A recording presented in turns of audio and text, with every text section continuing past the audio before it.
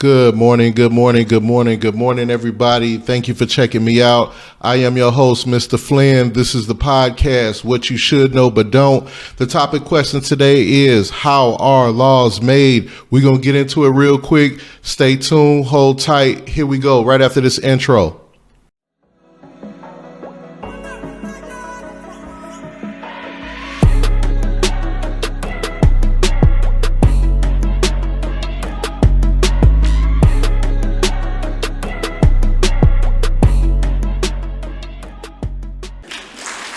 All right. Welcome back once again. Thank you for joining me. As I said, I am your host, Mr. Flynn. This is What You Should Know But Don't.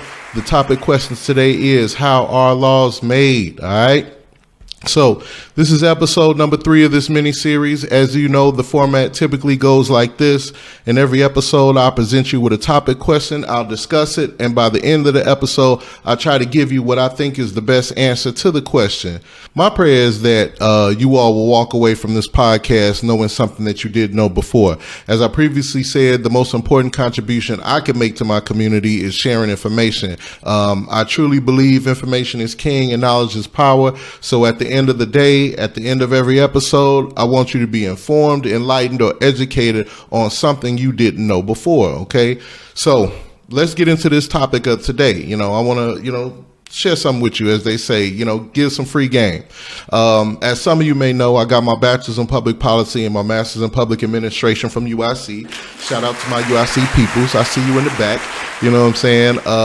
All that means is basically I might know a little bit of something about government processes and strategies. All right. And part of why I wanted to study those particular subjects was because I would look around my neighborhoods on the South Side and I would wonder why my community looks a certain way or why my people live in certain situations and circumstances. But what I come to find out was it had a lot to do with the policy and laws that guided and controlled us, as a society. So I'm kind of excited to talk about this topic today, and I hope you kind of dig it too. But as I said, today's topic is, how are laws made? All right. So it's a lot I could say. I know it's kind of a complex situation, but I want to try to explain a scenario or paint a picture for you first so you kind of get the idea. So check this out. All right. Let's assume there's this family with a father, a mother, and 3 adult young children at home. All right. The dad comes home one day from a hard day at work. You know what I'm saying? He goes to the kitchen to make him a sandwich or something, get him something to eat, kick his feet up. But he runs into a problem. The problem he runs into is that there are no clean cups, plates, or silverware for him to use to eat. All right. That's an issue. The reason why there's nothing there for him to use to eat is basically because the dishes are piling up in the sink. All right. Now, everybody in the house uses the dishes, but nobody consistently washes them or puts them up for reuse. So as you see, this is a problem. Now, when it comes to government and stuff like that, there are ways to solving a problem. Stage 1, the problem being identified or whatever is that the dishes aren't being cleaned regularly. So underneath that stage, there's going to be these subcategories. All right. And this scenario is how it affects the family. All right. So number 1, the dishes are piling up in the sink. Number 2, the family is constantly out of clean dishes and silverware. Number 3, this affects everyone getting something to eat. Number 4, it makes it so that everyone individually has to wash their own dishes to use. And number 5, the piled up dishes create a bad smell in the kitchen and nobody wants that. All right. So stage 2. Now, this is where dad calls a family meeting to discuss the unwashed dishes. Under this are subcategories that go like this. Basically, they address what they all understand about the situation. So number 1, everybody gets to give their perspective on the problem. Number 2, everybody agrees that this is a problem because it affects their ability to eat properly. Number 3, everybody agrees something should be done about it. Okay, so that's that. Now, stage 3. The whole family takes turns talking about the potential solutions. We don't want to just complain, but we want to have solutions. So the subcategories under this we'll call options. So the options are, it becomes one person's job to do the dishes in the house daily. Everyone washes their own dishes. Number 3, everyone in the house rotates taking turns doing the dishes daily. Or number 4, the family hires a maid to clean the dishes. Or number 5, the family buys an automatic dishwasher. All right. So that's that. Now, the fourth stage of the process, this is where the family chooses one of those solutions and makes that solution the law regarding dishwashing. I'm going to say that again. Going through this process with governments, they do this, and then once they get to a solution, they choose that solution and put it in place to make it a law that everybody has to abide by. In this case, we're talking about getting the dishes clean, all right? So, stage 5, whatever solution is chosen gets put into action. So in this case, talking about this issue with the dishes in the family, we're going to say that they decided to get a dishwasher. So that's the solution that they chose, and they're going to put it into action. So the subcategories underneath this fifth stage we'll call next steps. So the next steps are everybody in the family chips in as far as the money to buy the dishwasher. The family decides on one person loading the dishwasher daily, and then the family decides on another person to unload the dishwasher daily. So those are the 3 next steps. Stage 6, which is the last stage of this process, after a month or so, whatever the time frame is, of the dishwasher system being in place, the family sits down to discuss it. So the subcategories under stage 6 we're going to call feedback. This is where they talk about what's working, what's not working, how can they make the dishwasher system better, is having the dishwasher solving the problem of the dishes not being cleaned regularly, what do they learn from all of this, and what are the adjustments they need to make the situation better overall going forward. Now, since the family has all this new information, what they do is basically go back to the original problem. And the original problem was the fact that the dishes weren't getting washed. And they take this information now, and as they go forward, they make adjustments to the policies and the laws, focusing on how they can make the situation better for everybody, so they can, basically go back to the drawing board and work through it. They may switch up who loads the dishwasher, who doesn't. They, whatever, they'll figure that out. But the point is they move forward to make the situation fair and equitable for everybody. Now, you kind of hopefully get the gist of what I'm talking about. And basically, this is how policies and laws are made. Notice that it all started with a problem that someone or a group of people are upset about, basically, or that they pay close attention to.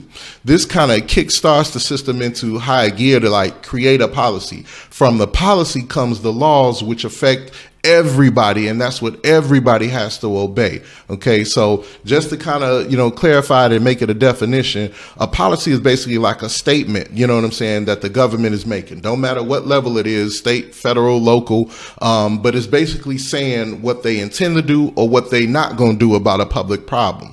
All right, and then there's that word politics. Now, politics is kind of a dirty word. Everybody hates it. Nobody likes it, whatever the case may be. But politics are the process by which government determines who gets what, when they get it, and how they get it. And I guess the extra part of that would be who has the power to make that decision. Okay, so this is the basic process for how our society figures out how to organize and regulate themselves, or basically how to govern things. Okay. Now, when we talk about society in this sense, it could be as small as a household family, like the example I gave, or it could be like a condo association, the PTA, a small village, a whole country, or even the world. Don't matter.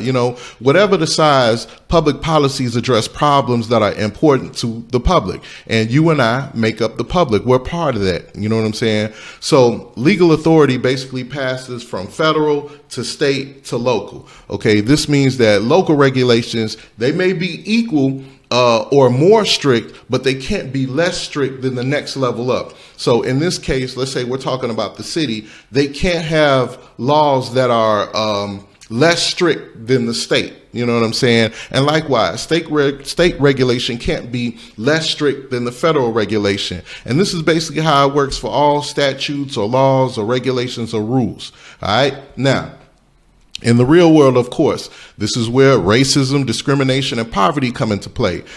Public policy is connected to public interest, as you can probably imagine. And because when a policy is put in place, it affects all of us in some way, some shape, form, or fashion. But we're not all affected by the policy in the same way, nor is it one's feeling about an issue necessarily equal to the way others may feel about it. Let's say, for instance, if we're talking about blacks, it should be considered that killing blacks is a hate crime, but it's not. Obviously, somebody made or didn't make that decision. To the powers that be, Black death obviously is not that big of an issue as Asian hate crimes or LGBTQ crimes. You get what I'm saying? And real talk, I'm gonna be real. Just, when you consider our people, many of us don't have any particular issues that we feel so strongly about that we will organize with others to kind of like demand policy change. Most of us don't care that much about stuff, or may not be paying attention to the day-to-day business of the government because we're busy trying to deal with the day-to-day business of living our lives. You know what I'm saying? Meanwhile, some activities that the government has, they separate it from our daily interests and needs. And some people don't want you to know what the government is doing. This is where distractions and other foolishness start getting reported in the news that has nothing to do with the larger issues affecting you and me. Like people getting into their personal problems and mudslinging and goofy stuff that has nothing to do with the fact that the water in Flint still ain't right. You know what I'm saying? Or that, there's X amount of black people getting killed every day in our communities, or poverty is the way it is. It has nothing to do with that, but they bring this other stuff to distract you and take your mind off what they're doing or not doing. But seriously, also, this is how taxes get hiked up. This is how laws get put into place. This is how certain fees and restrictions are created, and other things that work against people of color, particularly black folks, come about. They hit you with distractions. They don't want you to see what they're doing. They do things in certain ways that just make them move in a shady manner. Now, the example I described to you, about the family with the underwashed dishes, the way I laid that out, what that system is basically called is the stage model of the policy process, basically going through those steps. So I'm going to give you the technical academic names and terms for those stages that I talked about. So stage one is basically called issue emergence, aka problem definition. This is where an issue that was like previously unknown, or an issue that was, normally would have been considered like a private concern, it comes to be recognized as a public problem that must be dealt with. You know what I'm saying? Stage two is what's called agenda setting. This is where that newly defined problem that we just learned about becomes part of the government action agenda, or becomes part of, it gets put on the government's list to do something about it, okay? Stage three is what they call alternative selection. So basically, considering both practical and political factors, one policy solution is prioritized over all the others that were suggested. Okay. Stage four is what they call enactment. Under government authority, a policy solution becomes law through like legislation, executive order, or court order. You know what I'm saying? Stage five, implementation. This is where the actions taken by the government and the others involved to achieve policy objectives come into play. So the policy objective, the goal was to get the dishes clean. This is where they actually take practical steps and actions. What are they going to really do to get it done? They put, the rubber meets the road, as the old folks say. Stage six is what they call evaluation. So this is when they step back and they look at the policies, they evaluate them, they check their effectiveness, they talk about, determining whether it was necessary in the first place, if it was efficient, if it has validity, etc. And they use all this information for basically outlining whether they're improving the planning or the implementation, or how to go forward and progress and just make the situation better. Now, regarding America as a country, I would say in a general sense, the four main areas where like majority rules, and this is why majority matters, because who the majority are kind of dictates what is going on, what policy and laws get created. So probably the four biggest, most general areas where majority rules and affects us and everybody around us is: number one, workforce; number two, immigration; number three, intermarriage; and number four, income disparities. So just like walking through that real quickly. Workforce development, especially when you're talking about retirement and pensions, and the city is, big time. We're struggling with pensions. We're behind. We are way in the hole. Like millions, hundreds of millions of dollars in the hole when it comes to pension plans here in the city. But as the population basically grows older because of medicine, because of modern technology, the number of people drawing Social Security and other like old age benefits, as well as like private pensions, keeps increasing as a segment of the overall working population. You know what I'm saying? Number two, immigration. The United States will continue to grow at a faster rate than any other European nation because of a somewhat higher birth rate, particularly, among recent immigrants and because of the flow of immigrants coming into the country. Immigration creates like social strains and resentments and, tension between people, as well as like strong pressures for immigrants to assimilate into American culture, aka white society. All right. The third, probably most important thing, as I mentioned, would be like intermarriage. So the United States is now like a society basically composed of multiple like racial and ethnic groups. You know what I'm saying? The diversity of the nation is connected to the growing rates of intermarriage among racial and ethnic groups, and so much so that it's almost getting to the point where it's not even worth speaking about anymore because everybody is mixed with everybody, and everybody belongs to some other type of group. But with that in mind, the fourth most important thing I would say would be economic disparities between whites, blacks, and Hispanics. Blacks and Hispanics usually earn less than white people. That's been like that for a long, long time, which makes home ownership more difficult to achieve for communities of color. And don't be fooled. You know what I'm saying? Owning property, owning land, that's one of the first things you could do to start building generational wealth. Home ownership is like a major, major, major key to the game. It's a major policy goal in the United States.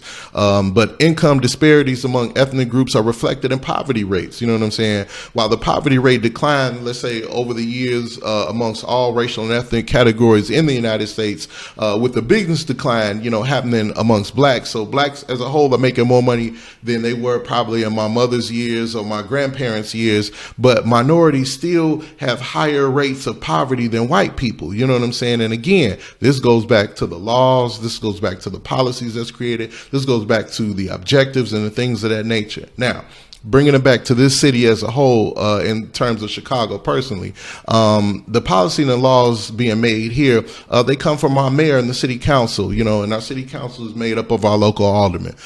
These folks are basically responsible for the way our city is governed. If you see something you, your neighbors, or your community doesn't like, I pretty much told you the process. I gave you the keys to the game, how you go about addressing it. You can go by yourself, you can get a group to go with you, but the point is to go to your elected official, whether it's an alderman, a state rep, a senator, a congressman, a governor, tell them what the problem is that affects you and your people. They work for you. If they don't work on your behalf or do what you're asking them to do, guess what? Fire them folks. Get them up out of there. And the way you fire them is you vote for somebody else during election time. And you know what I'm saying? That'll get the job done for you. This is why black people should vote. But that's a whole nother topic, and I'll say that for another episode. We'll get into that, trust me. But when it comes to our city council, I tell you personally, pretty much, I'm being general, but this is how the process works. Step one, like a particular issue or whatever problem is usually brought before a particular subcommittee first. There's 19 of them when you're talking about city council. So there's city council and there's 50 members of the city council, but those 50 members break down into smaller subcommittees, and it's 19 of them, all right? They do everything from public safety to workforce development to finance. It's a whole bunch of them. All right. So step two, the chairman or whoever is introducing this particular problem to the subcommittee, they may share emails or memos back and forth with each other, in the subcommittee to kind of get everybody familiar with the issue and, what can or can't be done about it. They give background information. Step three, then the subcommittee may meet in person or via Zoom to discuss the problem amongst themselves. And usually here, they kind of come up with some consensus on what they're going to do or not do. All right. So then there's step four, and this is where it get a little weird. At this step, they bring the issue before city council, the entire city council. So it's not the small group anymore. It's everybody, all 50 aldermen and the mayor. And this is where they usually make the final ruling on whatever that issue or problem is. Now, it's at this point, too, that they, quote unquote, get the people's opinions and they ask for public citizens to come and be heard. But for real, I'm being 100 with you. Whatever the city council's decision will be, was made long before it reached that point that the public get to say something about it. It's really just a waste of time and it's some foolishness for the public to come down and speak and get mad and say whatever because them folks ain't listening. They already done made up their mind. As a whole, the council members are going to be influenced by whatever the particular subcommittee decided long before it hit the city council. So I know there's some varying situations and I'm being, kind of general about it, but basically that's the way it works in our city. And It's weird, it's corrupt, there's a lot of other, agendas and different things going on, and that's that, and we can talk about that later. But I do want to say this, by the way. Shout out to my man, Mr. George Blakemore. Y'all that don't know this brother, you should know him. This man, I believe, is like in his late 70s or early 80s. Most of the time, he's the only person down at City Hall during the day to speak at a lot of these city council meetings. And that's a whole nother issue. Don't get me started on the fact that they had these city council meetings during the day while most folks are at work, and you can't even attend it to hear what's going on or be informed. But that's done on purpose. Don't be fooled. They don't want you there. They don't want you to know what they're doing. They don't want you to know what's going on. They want you in the dark and basically like sheep that just follow along, like stupidly. But whether these folks want to hear it or not, a lot of times the mayor and the alderman kind of dismiss Mr. Blakemore's comments because of how he delivers them, and he give it rough to him. He give it to him in the raw. But to be honest, Mr. Blakemore is usually well informed about the various issues, our elected officials be talking about in city council. As far as I know, I could be wrong, but Mr. Blakemore doesn't have a formal education, but he has many years of living experience, intelligence, and a lot of boldness to speak up about the discrimination and constant oversight that blacks seem to endure living in this city. But I digress. Bottom line, my point is that I'm trying to get across. We all need to get together, ride down on our elected officials, and tell them about the problems stopping us from living our best lives. If they handle business for us, let's keep them in office. Bring them back. They're doing a great job. But if they're not looking out for all of us, then we need to get somebody else to do the job when it's election time. And by the way, it's coming up. February 28th, 2023 is our next city election. You can early vote and do all of that starting in January. But I'm just telling you, February 28th, 2023 is our next election. My people, please, please, please, please, please, please, please, please go vote, go vote, go vote, go vote. They don't want you to vote because they keep making these decisions and you are not involved in the conversation nor at the table. So I explain the process to you. Please get down there. Please make your voice heard. Please vote. All right. So once again, I thank y'all for tuning in and listening to me run my mouth. I hope it helps in some kind of way. This is a good time to get informed about politics, elected officials, and the issues that affect our community, with an election coming up.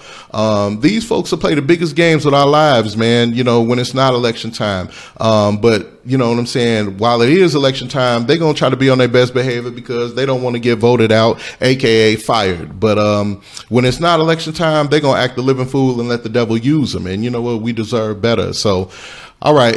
With that being said, please like and share this video through your social media accounts with your family and your friends or anybody else you think may benefit from something I said this morning. Also, please subscribe to my YouTube channel for more video content by yours truly, Mr. Flynn. That's all I got for now. Until next time, peace, peace, peace, peace, and more peace. All right. I love y'all. Have a good one. I'll see you soon. Bye-bye.